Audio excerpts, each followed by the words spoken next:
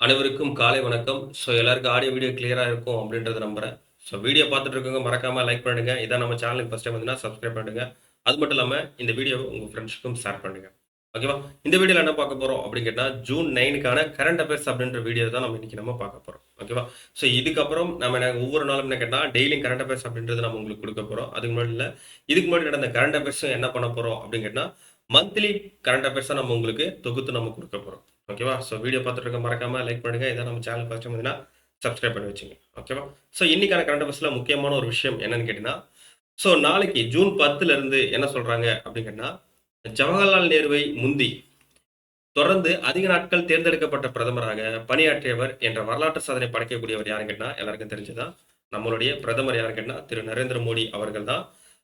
ஜவஹர்லால் நேரு முந்தி அதிக நாட்கள் பணியாற்றவரா இருக்கக்கூடியவர். ஜவஹர்லால் நேரு எவ்வளவு நாள் பணியாற்றியிருக்காரு அப்படின்னு கேட்டா, 4398 நாட்கள் அப்படின்றது பணியாற்றியிருக்காரு. நாளைக்கு பார்த்தீங்கன்னா, நம்மளுடைய நரேந்திர மோடி அவர்கள் 4399. இந்த 308ன்னு சொல்லக்கூடிய நாட்கள கடந்து ஒரு நாட்கள் அதிகமா பணியாற்றி, ரொம்ப நாள் அதிகமாக பணியாற்றிய ஒரு பிரதமரா யார் இருக்கா? நம்ம திரு நரேந்திர மோடி அவர்கள் இருக்கிறாரு அப்படின்னு சொல்றாங்க. நம்மளோட நரேந்திர மோடி எப்ப இருந்து பிரதமரா இருக்காங்கன்னா, 2014ல இருந்து பிரதமரா இருக்காரு. கிட்டத்தட்ட எவ்வளவு வருஷம் அப்படின்னு கேட்டீங்கன்னா, நமக்கு 12 வருடங்களா பிரதமரா இருக்காரு அப்படின்றத சொல்லியிருப்பாங்க. ஓகேவா? சரி, அடுத்த கொஸ்டின் போயிடலாம். அடுத்து என்ன சொல்றாங்கன்னா, போக்சோ சட்டத்தின் கீழ் குற்றவாளிகளுக்கு தண்டனை வழங்க. போக்சோ சட்டத்துல ஏதாவது ஒரு அக்யூஸ்ட் இருந்தாங்கன்னா, அவங்க என்ன சொல்றாங்க கேட்டா, குற்றவாளிகளுக்கு தண்டனை வழங்க பாதிக்கப்பட்ட குழந்தையின் வாக்குமூலம் மட்டுமே போதுமானது என சமீபத்தில் எந்த உயர்நீதிமன்றம் தீர்ப்பளித்தது அப்படின்னு கேட்கிறாங்க. அதாவது என்ன கேட்டேன்னா, நமக்கு குழந்தையோட வாக்குமூலத்த தாண்டு ஆதாரங்களையும் சேகரிப்பாங்க. ஆனா, இதுல என்ன சொல்றாங்கன்னா, இந்த ஒரு நீதிமன்றம் என்ன சொல்றாங்கன்னா, இல்ல போக்சோ சட்டத்தின் கீழ் குழந்தையோட வாக்குமூலம் மட்டுமே போதும். எந்த ஒரு ஆதாரமும் தேவையில்ல.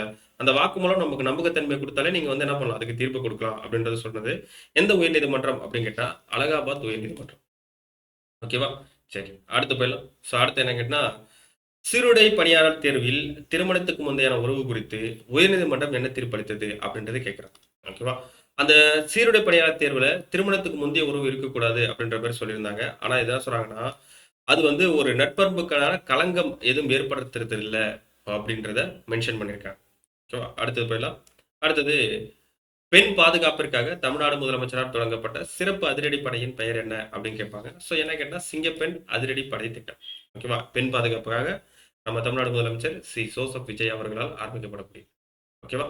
அடுத்து போயிடலாம். அடுத்து என்ன சொல்றாங்கன்னா, olive ridley turtles, olive ridley ஆமைகள் முட்டையிடும் பருவத்தை பாதிக்காத வகையில். இந்த ஆலிவ் ரிட்லே அப்படின்னு சொல்லக்கூடிய ஆமைகள் எங்கிருந்து வருது அப்படின்னு கேட்டீங்கன்னா, ஆப்பிரிக்கா, அதுக்கப்புறம் ஆஸ்திரேலியா, இந்த மாதிரி இடத்துல இருந்து வருது.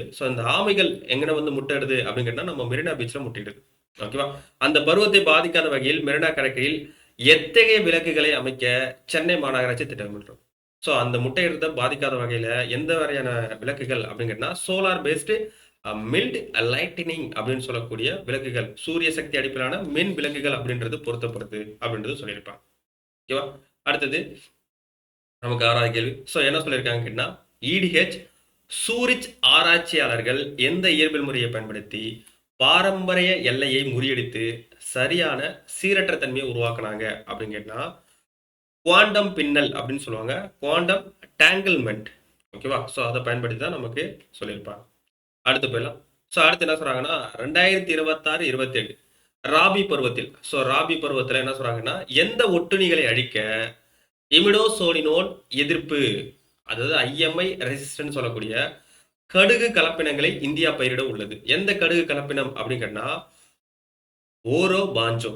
ஓரோ பாஞ்சோன்னு சொல்லக்கூடியதெல்லாம் பண்ணிருக்காங்க. ஓகேவா? அடுத்தது போயிடலாம். அடுத்தது சுற்றுச்சூழல் மற்றும் சுகாதாரம் ரிலேட்டடா பார்க்கலாம். இந்தியாவின் 100வது ராம்சார் தலமாக உலகளவில் அங்கீகரிக்கப்பட்ட உத்தரப்பிரதேச சரணாலயம் எதுன்னு கேட்கிறாங்க. எது அப்படின்னு கேட்டீங்கன்னா, ஜெயபிரகாஷ் நாராயணம் பறவைகள் சரணாலயம். ஓகேவா? இது எந்த மாவட்டத்தில் இருக்குன்னு கேட்டீங்கன்னா, பல்லியா அப்படின்னு சொல்லக்கூடிய ஒரு மாவட்டத்தில் இருக்கக்கூடியது. ஓகேவா? சரி, அடுத்து போயிடலாமா? அடுத்து போயிடலாம். அடுத்தது 9வது கேள்வி. 9வது கேள்வி என்ன சொல்றாங்க அப்படின்னு கேட்டீங்கன்னா, எஸ், கிரேட் நிக்கோபார் மேம்பாட்டு திட்டத்தால் எந்த 2 உயிரினங்களின் வாழ்விடங்களுக்கு பெரும் ஆபத்து ஏற்படும் என எச்சரிக்கப்பட்டுள்ளது அப்படின்னு கேட்கிறாங்க. ஓகேவா? அப்ப கிரேட் நிக்கோபார் திட்டத்தால் எந்த 2 முக்கிய உயிரினங்கள் அப்படின்னு கேட்டீங்கன்னா, நமக்கு சொல்றது லெதர்பாக் ஆமை அண்ட் நிக்கோபார் மெகாபாட் அப்படின்னு சொல்லக்கூடிய 2 உயிரினங்களுக்கு தான் ஆபத்து அப்படின்றத சொல்லியிருக்காங்க. அடுத்து 10வது கேள்வி. தேசிய குடும்ப சுகாதார கணக்கெடுப்பு அறிக்கையிலிருந்து நீக்கப்பட்டு இனி புதிய கணக்கெடுப்பு மூலம் கணக்கிட உள்ள சுகாதார குறியீட்டு எது அப்படின்றது கேட்குறாங்க. ஸோ எது அப்படின்னு கேட்டீங்கன்னா ரத்த சோகை, அனிமியா அப்படின்றது தான் சரியான விடை. ஓகேவா? ஸோ அடுத்த கொஸ்டின் போயிடலாம்.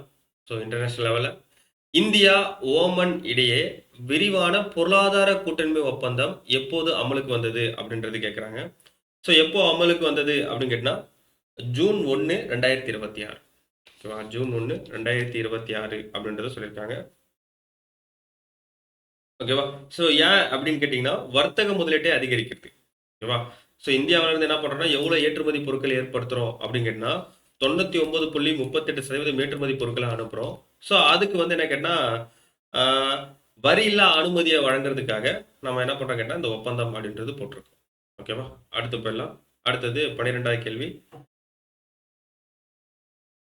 ஸோ என்ன சொல்கிறாங்க அப்படின்னு கேட்டிங்கன்னா SIPRI 2026 அறிக்கையின்படி இந்தியா தனது அணு ஆயுதங்களின் எண்ணிக்கை எவ்வளவாக அதிகரித்துள்ளது. ஸோ தன்னுடைய அணு ஆயுதங்கள் எவ்வளோ அதிகரிக்குது அப்படின்னு கேட்டிங்கன்னா ஸோ 190ஆக அதிகரிக்கிறது அப்படின்றது தான் கரெக்டான ஆன்சர். அப்போ SIPRI அப்படின்றது என்ன சார் அப்படின்னு கேட்டால் ஸ்டோக்ஹோம் சர்வதேச அமைதி ஆராய்ச்சி நிறுவனம் அப்படின்றத என்ன சொல்லுவாங்க கேட்டால் SIPRI அப்படின்றது சொல்லியிருப்பாங்க. ஓகேவா? அடுத்தது 13வது கேள்வி. ஸோ என்ன சொல்கிறாங்க கேட்டால் நரம்பியல் தொழில்நுட்பம் குறித்த 3வது பிரிக் கருத்தரங்கம் இந்தியாவின் எந்த கல்வி நிறுவனத்தில் நடைபெற்றது அப்படின்றது கேட்குறாங்க. ஸோ எந்த இடத்துல நடக்குன்னா IIT மெட்ராஸ்ல நடந்துச்சு. ஓகேவா? சரி, அடுத்து போயிடலாம்.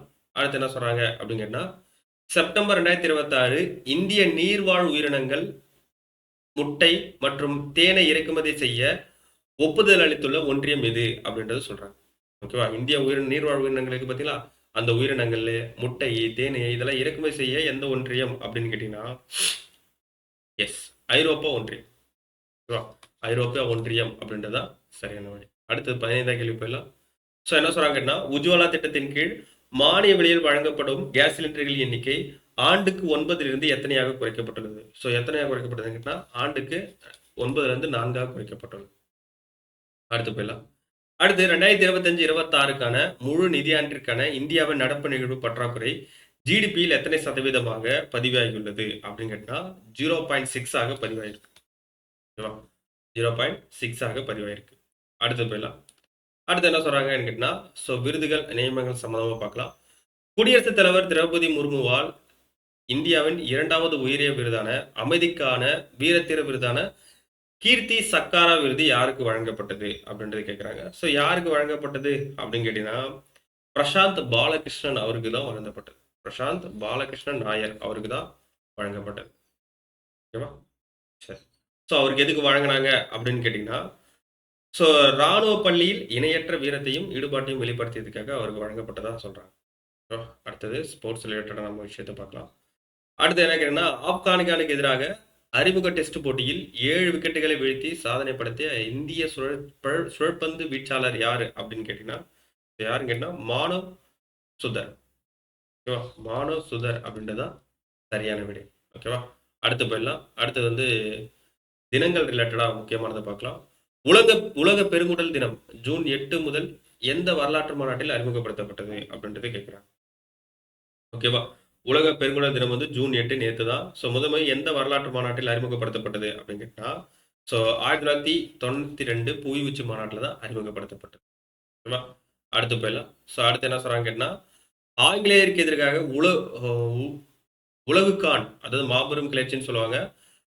அந்த போராட்டத்தை வழிநடத்திய எந்த பழங்குடியின சுதந்திர போராட்ட வீரரின் நினைவு தினம் ஜூன் 9 அன்று கொண்டாடப்படுகிறது அப்படின்னு கேட்டா ஸோ பீர்சா முண்டா அவருக்கு தான் போராடி இருப்பாங்க. எங்கன்னு கேட்டீங்கன்னா ஜார்க்கண்ட்ல சோட்டா நாக்பூர் இடத்துல பழங்குடியினர் அவங்க வந்து காலனித்துவ ஆட்சிக்கு எதிராக போராட்டி இருப்பாங்க. அதுக்கு தலைமை தாங்கியவர் தான் இந்த பீர்சா முண்டா.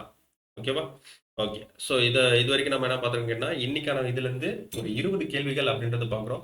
இன்னைக்கு நம்ம ஃபர்ஸ்ட் வீடியோன்றதுனால கொஞ்சம் ஸ்பீடாக போயிருப்போம். ஸோ நாளைக்கு வரக்கூடிய வீடியோவில் ஒவ்வொரு கொஸ்டினுக்கும் எக்ஸ்பிளனேஷனோட ஸோ டீட்டெயிலாக நம்ம பார்க்கலாம். இன்னைக்கு நம்ம ஃபர்ஸ்ட் வீடியோன்றதுனால நம்ம இந்த கண்டென்ட் எடுக்கிறது ரொம்ப லேட் ஆனிச்சு. ஸோ அதனால இந்த கண்டென்ட்டை நம்ம அடுத்த நாள்ல இருந்து இன்னும் பெட்டராக சூப்பராக நம்ம அடுத்தடுத்த வீடியோஸ் அப்படின்றது நம்ம இன்னும் நல்லா கொடுக்க போகிறோம்.